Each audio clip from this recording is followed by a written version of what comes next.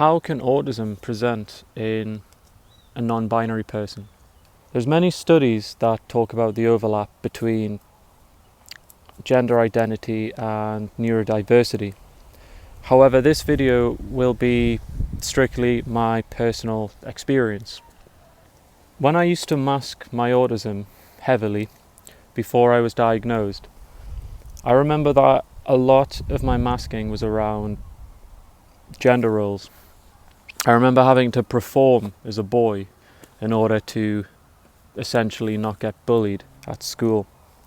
I remember being deeply upset with how I was supposed to be, the hobbies I was supposed to enjoy, and the company that I was supposed to enjoy.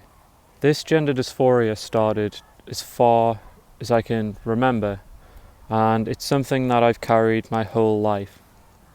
Earlier this year, I was finally diagnosed with autism spectrum disorder, and after that, my gender identity really started to make sense. Everything started to click. That's why I was the way I was.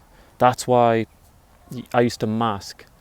The overlap between being non-binary and having autism was very, very strong for me. And what's interesting is the reason I got diagnosed later in life, one of the reasons is because of the way my autism presents itself. I tend to mask in a more typically female way. My special interests are more typically female.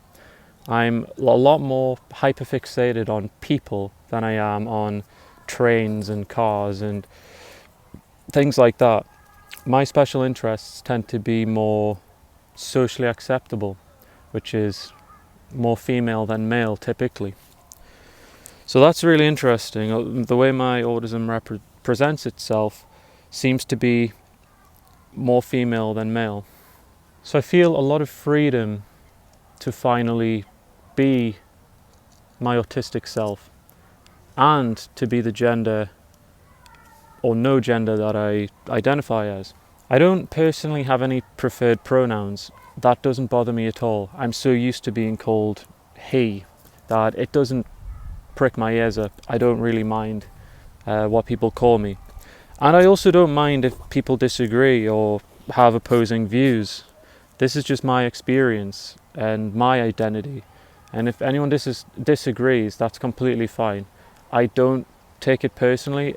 It's not a touchy subject for me. So I'm more than happy to have any comments or any questions or different points of view. That's all totally fine. So I'd like to end this video with just a message about how important it is to know yourself. Understanding yourself and finding personal truth is the most important thing you can possibly do in this life. And it's a long-term investment, but it's worth it. It's worth it. And as always, thank you so much for watching. It's really nice that I have a few subscribers now and a few regular commenters. Makes me really happy. And if anyone has any video suggestions or any questions, feel free to drop a comment and I'll maybe respond with a video. I really like the engagement. It makes me feel like I'm making a difference. So thank you so much and peace and love.